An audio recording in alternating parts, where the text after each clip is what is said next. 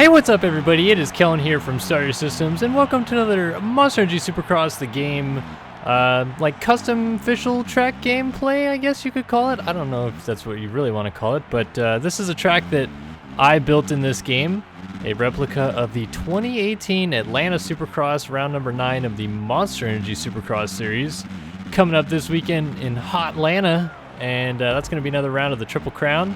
So I decided to hunker down and make this here track this weekend, show it off a little bit to you guys, and also talk about some recap from Tampa while I'm at it. But first of all, talking about this track and building it, I'll talk about a few things that I kind of changed but didn't to make it work a little bit better. First of all, the track layout itself is like super standard. We've seen this track layout probably a dozen times in this, lifespan of Supercross, where it comes into a 91st corner, goes around the backside of the track basically. Then there's a short straightaway here, and that triple's not that hard to get. And then it turns around, and then there's another short straightaway into a U-turn that tucks underneath the first corner complex. Then we go along the start straight. Like, this reminds me a lot. This is the exact design of Foxborough 2016, just not the same components. The jumps are a little bit different, but the layout itself is pretty much the same. This little tiny kink that's right here is the only difference from Foxborough to this one in terms of layout. Foxborough just went straight into the end of the stadium. This one has a small kink. That's more or less because of the shape that the new Mercedes-Benz Stadium has, where it's kind of got a little bit extra room on the sidelines, but then it folds in at the corners a little bit more. So they tried to use that space a little bit, but it means that they have to kind of kink it in a little bit. So I'm not going to get stuck on a tough block right now, but I am going to keep telling you about this track. This first section right here, I'm going to roll kind of this first section. So that's supposed to be like a small roller and then another small roller. And then this one, I had to put these two jumps a little closer together so you could actually triple in right here, because before it was impossible if I moved him back a little bit. And then no spacing in between those couple jumps there, and then two small straightaways here, and then nothing into the corner. And then here I had to push this back a little bit, so there's only one small straightaway between this, then no spacing between this 6-foot landing to the single, one small straightaway, and then the up face of the 6-foot landing. And then two of these singles with two small straightaways in between them, and then obviously the small whoop leading into the 3-foot singles that I built a whoop section as. And then this corner ended up really kind of janky, to be honest with you, because I had to keep stopping mid-corner to add little rollers, because that's what the track map shows. But I still feel like the flow of it actually leads pretty good into this rhythm section that has several different lines, and I'll try to go through those in the video. Then I put these 5-foot jumps in the back section, and you can triple out. I'm not just making it look bad. Then this is just a standalone Supercross triple, although I built that out of the 10-foot jump, the 6-foot jump, and the 6-foot landing. Then 3-foot single, 2 straightaways, 3-foot single, 2 straightaways, 3-foot single, 1 straightaway. Then I believe this is the 6-foot tabletop, 1 straightaway, and then a 3-foot single. And then this is a 3-foot single, a medium straightaway, and then the 6-foot landing to another medium straightaway. And then I believe it's the finish line, 2 medium straightaways, the tall 10-foot landing, and then the U-turn. So that's kind of my whole thought process behind this. You have to add the spacing between the jumps, I feel like, for most of this stuff to make it work. Like I said, these work pretty good. You can get this triple in clean. I've got it clean a few times, and then either way you can kind of bounce off of that and still triple into the corner. But you can also double triple or double double, or there's a couple different options. Here you can triple, but here I'm going to go on off, and then you can quad this and then triple into the corner. So again, options. Makes it a little harder to triple in here, but like I said, you can triple into the corner. I made that single at the end, a 3-foot single, a little smaller so you could get over it a little cleaner. And a normal Supercross triple. I think you could probably quad up onto the table. I just can't quite get it. And then, yeah, everything else is pretty straightforward. So let's talk a little bit of Tampa review now that I've gone through this track and you guys have seen it. This is on PC, by the way, just to throw that in there last second so you guys know. Not playing PS4 too much with this game anymore, although occasionally I'll jump on and play with some people, so be on the lookout for that. Regardless, though, Tampa Supercross in the books. And yeah, it was a pretty interesting, entertaining main event. I would say, like, it wasn't my favorite race of the season, but at least there was a battle for the lead and the win. You know, like Dallas, Tomac took the lead and took off. This one, at least, you know, Tomac got the whole shot and then oddly went backwards. By the way, spoiler alert for anybody that's never or that hasn't watched the race yet. And then Musquin had the lead, but he was getting caught by Justin Hill, who was on my fantasy team. So I was like, all right, go Jay Hill, you know. And he got to Musquin, and he got a pass, and then Musquin like kind of, you know, outsmarted him and then got him back. And then I saw a couple people say that Musquin like on purpose brake checked Hill. I just think it was a mistiming issue from my perspective. I mean, maybe Musquin went in there thinking like, I'm gonna like slow down a little bit more than I usually do just right here, but either way, that's kind of like racecraft anyway, like to make that guy not get the drive out of the corner that he had hoped and be able to square you up as good. So I'm not as on board the like Musquin purposely took him out train as I see some people say, but it was a bummer that Hill, like, he turned down out of the corner. I think, you know, like I said, to square Musquin up before the finish line, maybe take the lead, but he would have been outside in the next corner anyway, so it wouldn't have been necessarily a given. But I think he had a chance to maybe, you know, lead some laps. I wouldn't say he was going to win that race, but he looked good. And it sucks that he went down because I think it kind of took away from what could have been a really good three-way battle between him, Musquin, and Tomac. Because as it turns out, Musquin kind of started fading a little bit like halfway through the race, and Tomac turned it up another notch and started catching him. And then before you know it, Tomac was on him, took the lead without too much trouble. I mean, they went back and forth a little bit, but the battle didn't seem to last as long as like I would have hoped. Like I would have thought once Musquin got past, he may have been like, all right, enough of this. Like I need to win this race. I need to stay in the championship. I'm going to, you know, get right back on Tomac and let's go. You know, let's battle for these 20 minutes here. But he just kind of didn't really have anything for Eli beyond that. So that kind of sucked from that perspective. But it was a good race. So I was happy to see that. And yeah, Tomac wins again. I mean, I think this is just going to be the recurring trend for the rest of the year. It's just going to be Tomac is either the guy to beat or he has like some random odd thing happen and doesn't even finish inside of the top 5, and he's not going to be a champion because of that. But in general, he doesn't have the time to become a champion this year. Like he's 65 back now. Yeah, I think it's 65 back now, and of Anderson, and if he does the exact same thing he did this weekend for the remaining rounds, there's not enough time. There's not enough time because there's 9 rounds left. If he does that every week, what he just did, he gets 45 points to claw into the 65-point gap. Like, I just don't see it happening. And I've stated over and over again that I believe Anderson has a bad race in him. I think Anderson is going to win this championship, and I'm on that train. Like, good job, Jason Anderson, but I'm still getting some flack for saying that I believe Anderson has a bad race in him. Like, I'm telling y'all, this isn't Ryan Dungey anymore. We're not watching the most consistent riders that have ever raced Supercross on the track anymore. Hell, Chad Reed had that jurisdiction for a while, and even he's had tons of DNFs this year and weird things happen. So Anderson is not out of the realm of having either a DNF or just like a random race where he gets like a bad start or goes down halfway through the race and loses a bunch of spots and ends up 8th or 9th. Like, I just see something like that happening. Do I think it's going to change the championship? Heck no. I think Anderson's got this thing like so in the bag it's ridiculous, because Musquin is 38 points back now, I think. 38 or 39 points back. That's too much. It's too much for Musquin. If Tomac was that far back, I could maybe see it because of the way Tomac has been riding lately, and he's again in this weird no pressure scenario where it's like, oh yeah, just go out and ride as good as I can every week and we're good to go.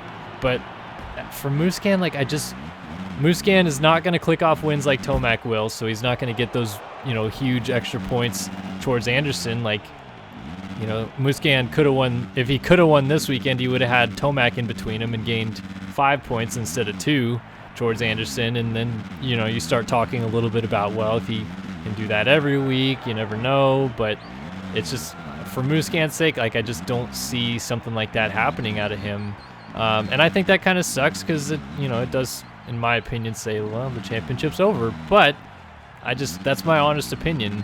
And it's the same honest opinion I have about Jason Anderson and potentially a bad race. I don't want to see him get hurt. I would hate for it because I think he deserves this championship at this point. He was one of the fastest guys at the beginning of the year, and he has survived all this random chaos that's happened. I mean, Tampa was the 3rd week in a row that second place in the 450 points entering the evening did not leave the race without a cast or on a stretcher or something weird like that. Roxon gets his arm caught in Cooper Webb's swing arm at San Diego. He was 2nd in points entering the night, and then his championship's done. We won't see Kenny till outdoors. It's already been confirmed. Then Barcia gets landed on by Tyler Bowers in his heat race, breaks his wrist, I think it's his hand technically, but got landed on his wrist really.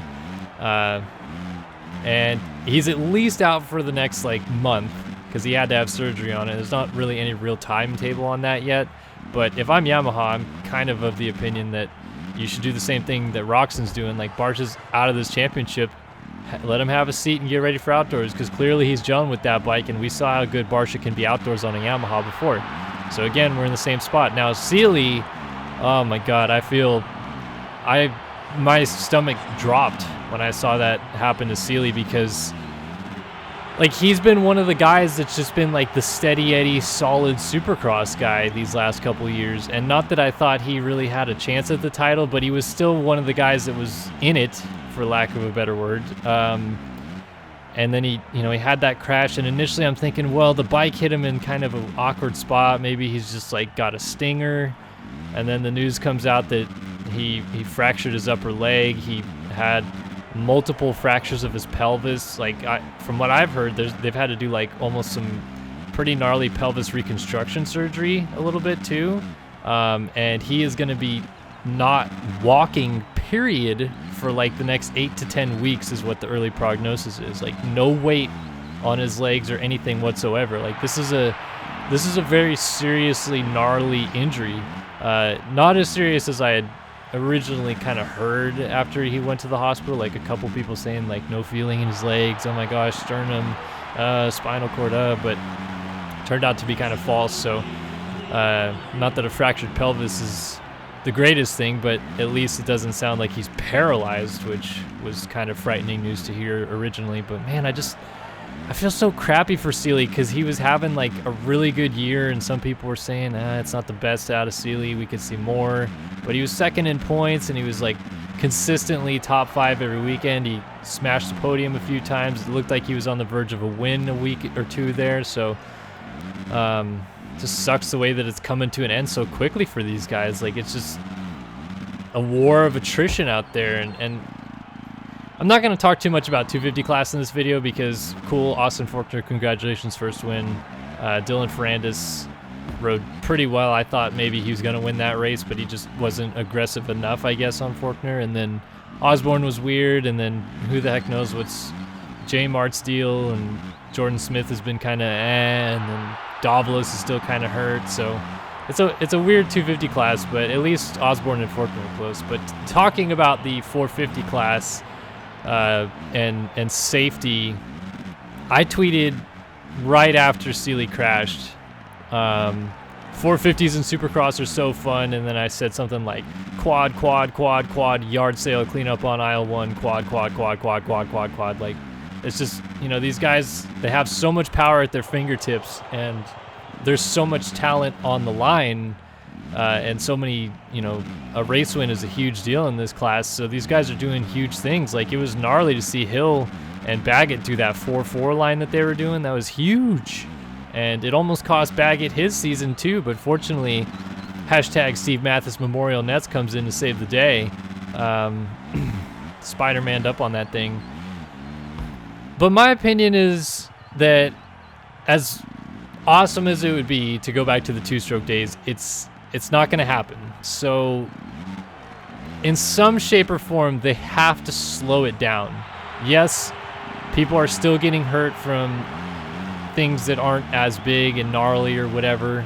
Roxon got hurt in a turn. Barcia got hurt because he couldn't clear a Supercross triple and then got landed on. So those are like weird freak incidents, but I feel like the overlying theme here is that the speeds are so high that when a big crash happens in a rhythm lane like that, a la Ken Roczen and now Cole Seeley, the injuries are just so brutally long. Like, these guys are so on like the fine edge of speed and ability and all this stuff like that, that is the second it goes wrong, they're going so fast that the ground is so much harder, and I just think that you have to start finding ways to slow it down. I go back and watch all these races in the 80s a lot, old VHSs, some early 90s stuff, and I see a lot of things that break up flow that I think these guys would still find ways to hit kind of fast. But I see a lot of stuff like, doubles are pretty spread apart in a rhythm section. Then there's also like really randomly tall tabletops that, like, if you hit the side of it, it shoots you to the moon. Not a tabletop that you can go 2-2 quad off of. Like, literally you go 2-2 and then maybe get to the other side of the table because it shoots you so high. Like, it's almost a wall jump tabletop. And guys will jump up on top of it, but then there's really nowhere to go from there. Like, I just feel like in general that these tracks are so like cookie cutter now, where there's these 3-foot singles, 5-foot singles, perfectly made tabletops.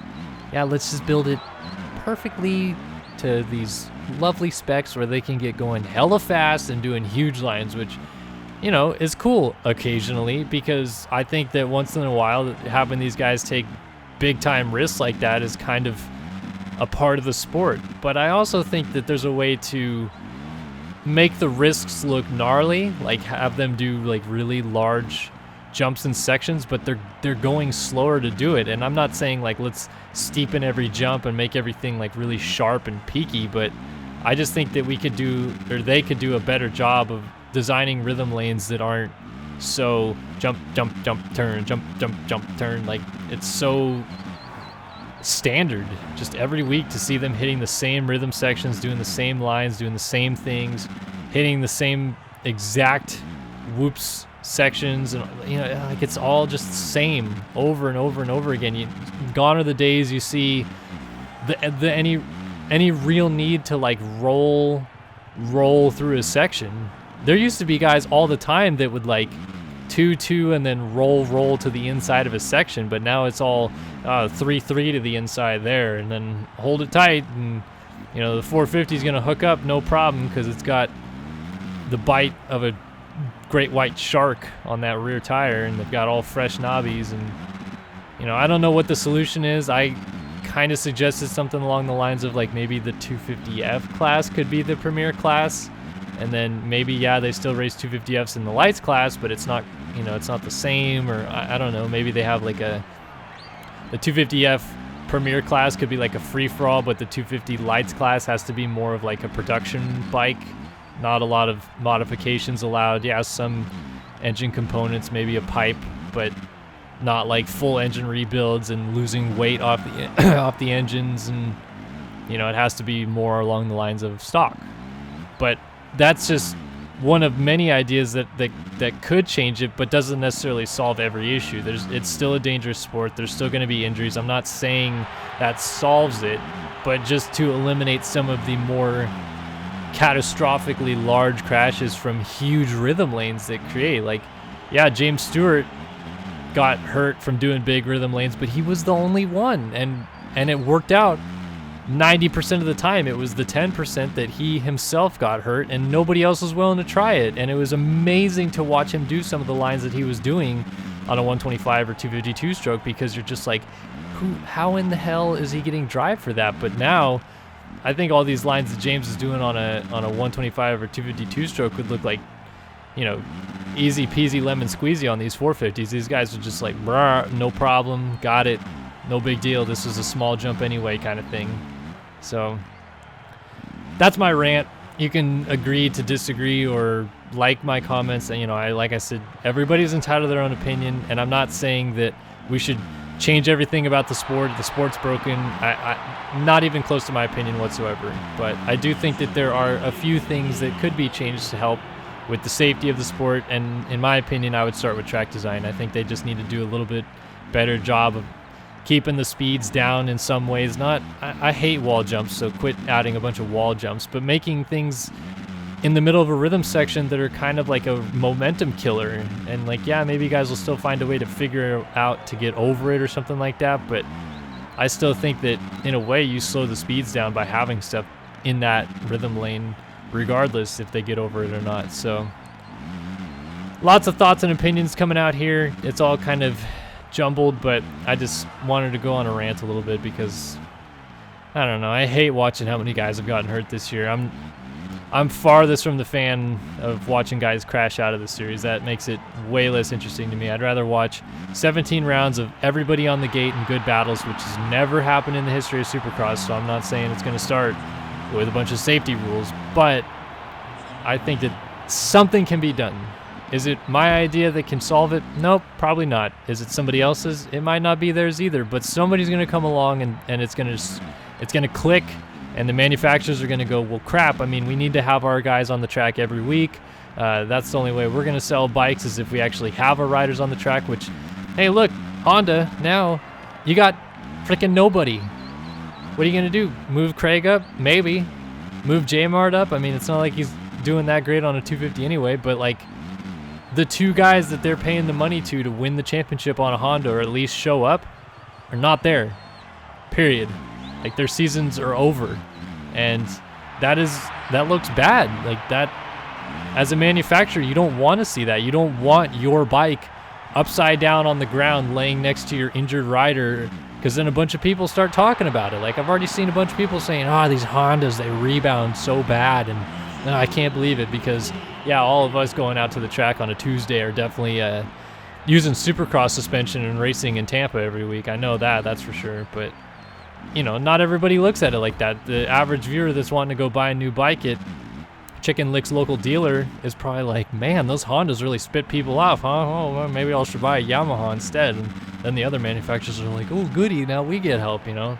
I'm not saying that's true in every case, but I think that it happens in more spots than you would think it would happen.